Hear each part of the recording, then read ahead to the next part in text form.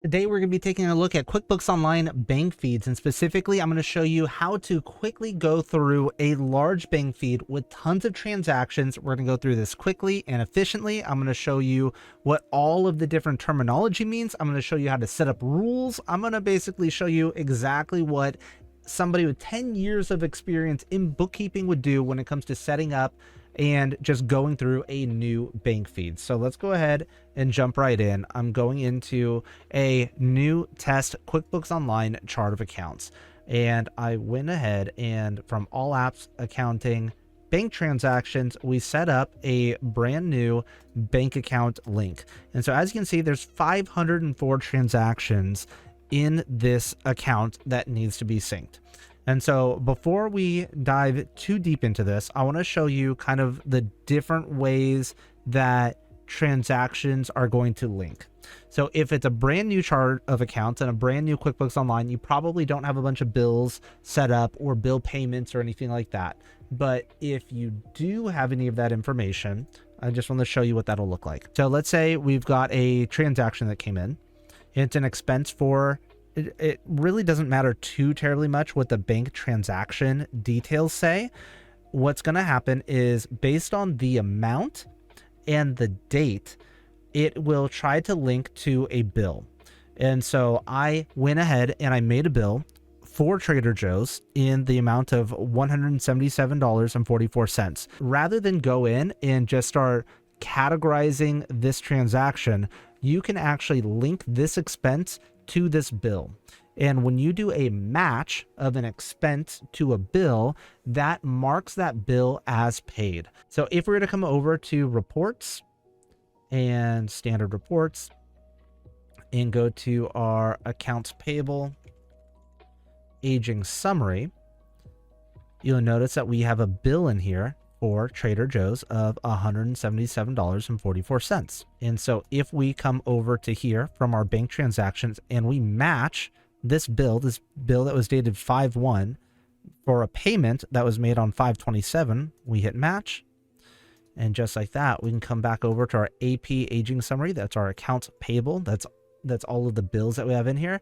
Once I hit refresh, you'll notice that that bill is now officially gone. Well, separately, if we had made a bill for Circle K for the amount of $116.21 and already went in and created a payment. So let's say you had a bill, you wrote a check for that bill, and now that expense that matches that same amount of $116 is coming through. You can actually match the expense that comes through the bank feed to the check that you already wrote. We can go into details of how you actually do that later. I'm just kind of showing you what you're going to actually see in the bank feed. There are times where you're going to actually match to a bill payment as opposed to the bill itself. If you have the option of matching to a bill or a bill payment, like let's say there were multiple bills and also a bill payment for that same amount, you almost always want to match to the bill payment if you're recording the bill payments in QuickBooks Online. So we'll go ahead and match this. Oh, the other thing I wanted to point out is you'll notice that the Circle K, when we looked in our AP aging summary, there was no bill in there. And that's because the bill payment was already recorded. So the bill was already showing as paid.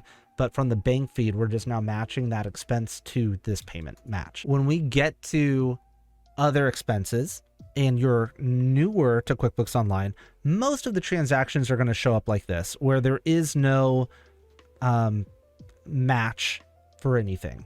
So you'll see that we've got a bunch of Amazon and Prime and In-N-Out and whatever else. This is just an example company, right? So if I click into this Amazon, we'll see Amazon Kids. Well, in the real world, Amazon Kids, it might not be a business expense. But let's pretend that this is an online service.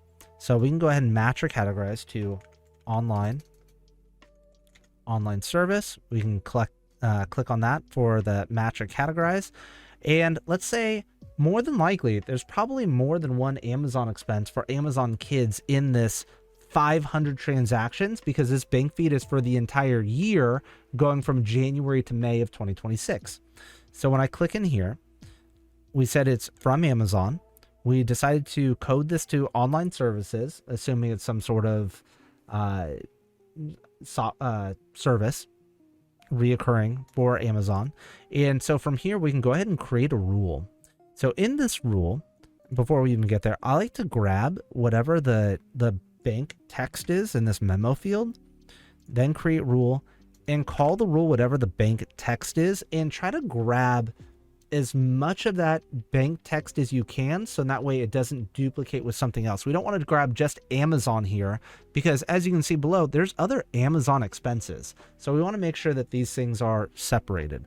So we got Amazon.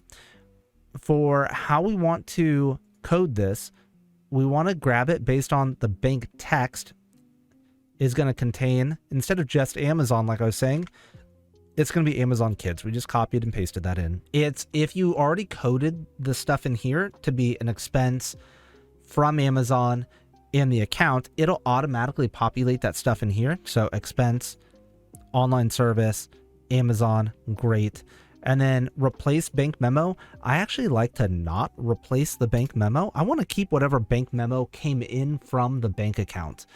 And then also, I like to not auto add any of the transactions, because just on the off chance there's something that says Amazon Kids and it's not actually for Amazon Kids, I just want to have eyes on it to make sure that I can look at it, verify it, and press the button, and then move on about my day. So I turn off auto add on all of my rules personally. If you want to leave them on, that's up to you. So I go ahead and hit save. I just don't trust anything. You know, I want to see how everything goes. So once we've done that, the other thing that you'll notice, the best thing to do is actually to hit test rule, and it'll tell you this rule will to apply to 5 currently pending transactions. Perfect. And then when we hit save, we should actually see that show up as a rule off to the side. Why is it not showing up right there? I don't know. Maybe we just need to hit the refresh button. Usually it shows up instantly, but you know, sometimes QBO can be a little funky. There we go. So now you see the match categorize. There's a rule here, and that just lets you know very clearly, like, okay, you've kind of already taken a look at this. So we can go into our next transaction, next Amazon. So Amazon Marketplace, what I like to do for something like this is probably an office expense, depending on you, or if you're a bookkeeper, your client, whatever. This might be categorized differently. Maybe you're always buying supplies from Amazon, or you're always buying office expenses, or you're always buying one thing or another. Or maybe you say you can also create a rule for Amazon Marketplace. Again, bank text, I like it to be as descriptive as possible before it starts getting to like gibberish or specific locations.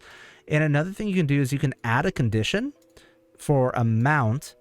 And if it's less than, let's say, $200, everything from Amazon Marketplace is going to get coded to office expenses. And then anything above $200 is just an example. It will not use the rule. So then that way it'll still save in this bank feed. It'll still show up there without a rule. So you know that you have to take an extra look at it, right? So we'll go ahead and save this rule.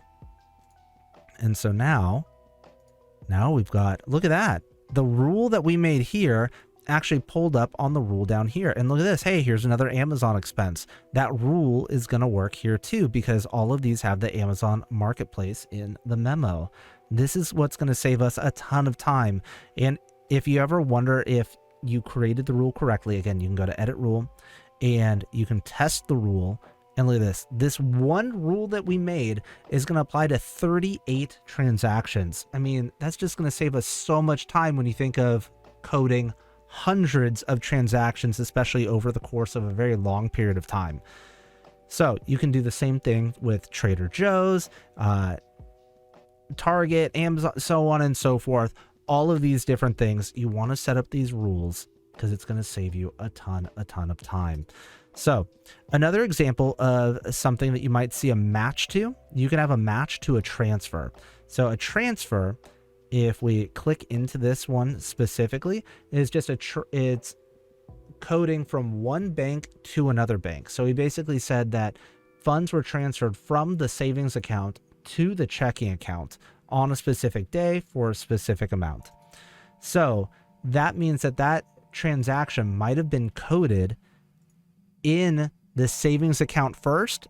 And because it was in the savings account already, now we're just matching it on the checking account side. So typically I would say matches. And also in a similar way, there's another thing that you might see in here that says pair. Pair just means that if we had, right now I've only got the checking account linked here. If we also had the savings account linked, when there is that transfer where there's money going from one account to another account, what'll happen is when it says pair and you accept it as a pair, it will code, it'll match those in both accounts at the exact same time. Super helpful. And I would say 99% of the time it's safe to click on the pair and say accept, because it is using both the amount and the date. Every once in a blue moon, is it possible that a pair doesn't work out correctly? Maybe 1 in 100. But for the most part, that works out just fine. That's a point of like always paying attention to what it is that you're clicking on. And then also when you're done with coding all the bank transactions, you should be able to reconcile the bank feed to make sure that all the transactions came in and out. Real quick, I'm going to divert a little bit. If you don't know what a bank reconciliation is, a bank reconciliation is where you take the statement from your bank account. That statement that you get, you can plug that into QuickBooks Online, and starting with the beginning balance, you plug in the ending balance, and then all of the transactions that came through the bank feed will show up as part of the reconciliation. You'll mark all the transactions that came through, and then you will show that, okay, yes, all of the transactions have come through. The statement reconciles. What that means is it just is proof that all of the in transactions, all of the deposits, and all of the expenses, money leaving the account, all of those transactions have all happened. So now you can say, yes, all of the transactions in and out are in the QuickBooks file. It's not quite step one, but after you've set up your QuickBooks Online and set up the bank feed on an ongoing basis, reconciling the bank account should be like, that's like super high priority. Because if you can't reconcile the bank account, then that basically means that you don't know if you have all of your transactions in the QuickBooks file. And if you don't even have all the transactions, it doesn't really matter if you code everything correctly or not, because you're missing a bunch of transactions. So step one is make sure all the transactions get entered, and having the bank feed connected, that goes a long way to making sure that all the transactions are entered. That's like the most important thing. The big thing is just making sure that you're setting up rules correctly. And there's not too much that you can do wrong here, other than just making sure that you're not grabbing everything when you're setting up using the memo, when you're setting a rule, because there's a very good chance that, let's see, I'm going to try and find one as an example. Circle K. This Circle K has an X9478, and it also has a date of 5/18. So if I was to grab this and try to make a rule, well, that rule would only work for the transactions that used Circle K on this one specific date. Not super helpful, right? So you'd want to Circle K. You're probably not going to see that too terribly often. And also this X9478 is probably not going to be helpful when setting up a rule, because it is probably a very specific Circle K. I would also let you know that if you are coding lots and lots and lots of transactions, you're doing 100 plus, you can actually sort the bank feed by the bank description. So when you sort by the bank description, you're going to see all of the expenses or deposits in order alphabetically. And look at that. You got all of your Amazon all together. And this will also help you know which expenses you even should spend the time making a rule for. So if you only go to, let's see, something, Board and Brew, delicious sandwich place. I like it a lot. But if you only go there once in a year, well, then maybe you don't need to set up a rule.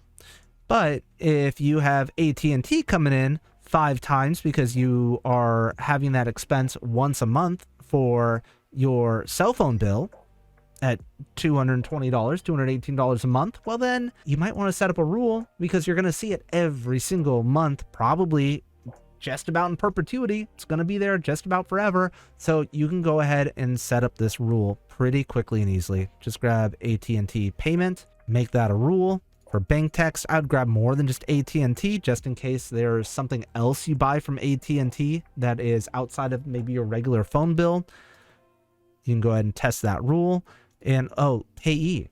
If there's no payee, we might want to get that set up. So let's say if it wasn't already here, you can just type in AT&T, and let's say it wasn't this vendor. We didn't already have it. You can just add a new vendor.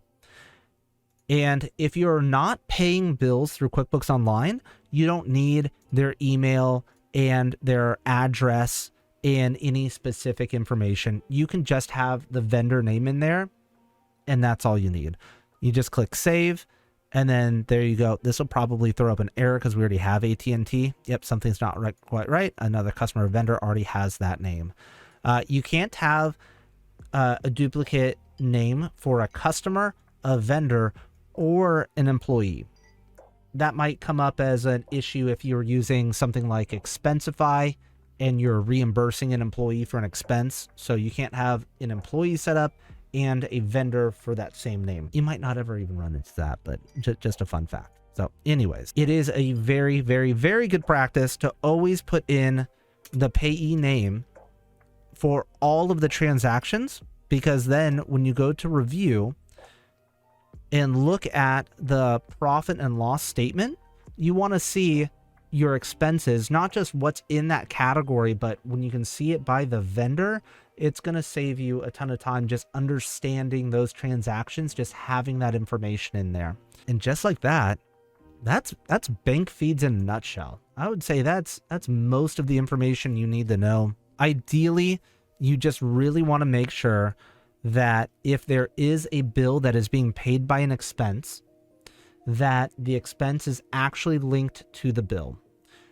Because if you don't link the expense to the bill when it's supposed to be, you're going to have the bill show up on your profit and loss statement as an expense, and then you're going to have the expense from your checking account get coded to an expense, and then you're going to have expenses double coded. You're going to overstate your expenses. And the only way that you would really know that that was an issue is by looking at your accounts payable, looking at the AP aging summary and seeing that there was a problem there, that you've got a bunch of bills that were never getting paid when you know that you paid them. That's where that issue is going to come up. That, or if you're marking bills as paid as you're paying them, let's say you're paying by check or cash or something like that, and it hasn't hit the bank for whatever reason, obviously cash would have hit the bank, you would then want to make sure that the payment, that you're linking the expense to the payment. Otherwise, again, you're going to be doubling up on your expenses. So that's just something to watch out for. Super important.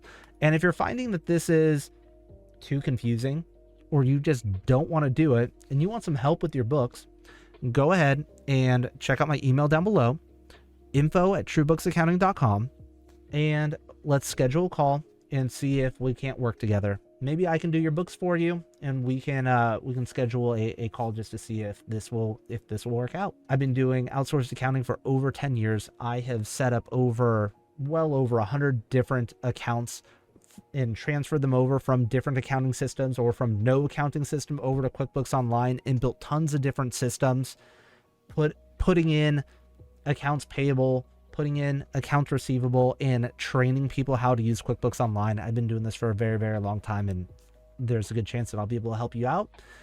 And if we don't end up working together, then hopefully I can give you some good ideas on how to move forward with your systems. So anyways, thank you so much for stopping by.